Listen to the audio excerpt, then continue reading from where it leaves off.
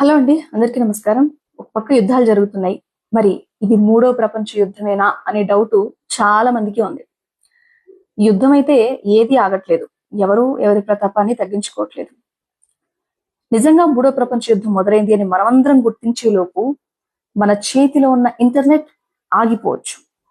ఫోన్లో సిగ్నల్ ఉండదు, బ్యాంక్ లో డబ్బులు ఉండవు, చివరికి విమానాలు కూడా గాల్లో నిలిచిపోయే పరిస్థితి ఉంటుంది. అంటే విమానాలు ఎగరవని అర్థం.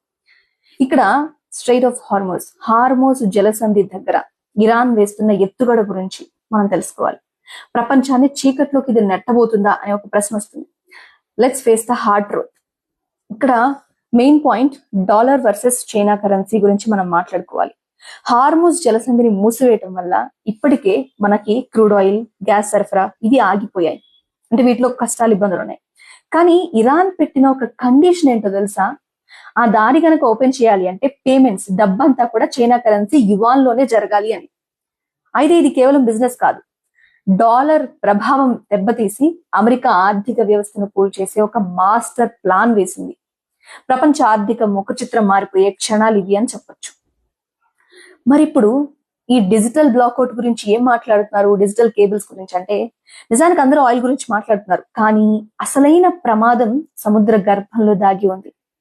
ఏమిటనుకుంటున్నారు? మనకి ప్రపంచవ్యాప్తంగా ఇంటర్నెట్ సర్వీసుల్ని అనుసంధానం చేసే అండర్ సీ కేబుల్స్ అన్ని కూడా ఇరాన్ కంట్రోల్లో ఉన్న హార్ముజ్ జలసంధి గుండానే వెళ్తూ ఉన్నాయి. ఒక్క స్విచ్ నొక్కితే చాలు, ప్రపంచమంతా డిజిటల్ బ్లాక్అవుట్. సో ఈ విషయం ఎలా అనిపించింది? బ్యాంకింగ్ వ్యవస్థ కూలిపోయింది, ట్రాన్స్పోర్టేషన్ అంతా స్తంభించింది, చివరికి అసలు కమ్యూనికేషన్స్ కూడా తెగిపోతాయేమో అన్నత పరిస్థితి. గుర్తుపెట్టుకోండి, ఇఫ్ ఇది మూడో ప్రపంచ యుద్ధానికి దారితీస్తే అనేది. అంతేకాదు, ఒకవేళ ఈ పరిస్థితి అంతా చేదాటిపోయింది అనుకోండి, ఇక్కడ ధనవంతుడు పేదవాడు తేడాలే ఉండవు. ఏటీఎంలో డబ్బులు రావు, పెట్రోల్ బంకులో ఇంధనం ఉండదు, ఇంకా ఆకలి కేకలు అనేవి రేట్లు పెరిగిపోతాయి. బీటీఎస్ సౌండ్ లాగా ప్రతి ఇంట్లో వినపడే పరిస్థితి.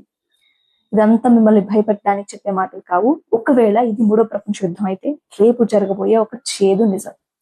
Are we ready to survive without technology? Technology ఏమీ లేకుండా మనం సర్వైవ్ అవ్వగలుగుతామా అన్నది పెద్ద ప్రశ్న. త్వరలోనే ఒక కొత్త ప్రపంచాన్ని చూడబోతున్నాం మనం. అయితే దీనికి మనం సిద్ధంగా ఉండడం అనేది మన బాధ్యత. ఒకవేళ ఈ క్లిష్ట పరిస్థితి వస్తే దాని గురించి మీరు మీరేమంటారు? మీ దగ్గర ప్రత్యామ్నాయంగా ఏదైనా ప్లాన్ రెడీ చేసుకుని ఉన్నారా? బేసిక్ గా ఇట్లాంటివి వస్తాయని చాలా మంది వాళ్ళ ఆలోచనలో ముందుగా ప్లాన్ చేసుకుంటారు. నిజమైతే నిప్పు లాంటిదే కదా, అది మన తరి చేరేలోపే మనం మేల్కొంటే తప్పే ఉంది.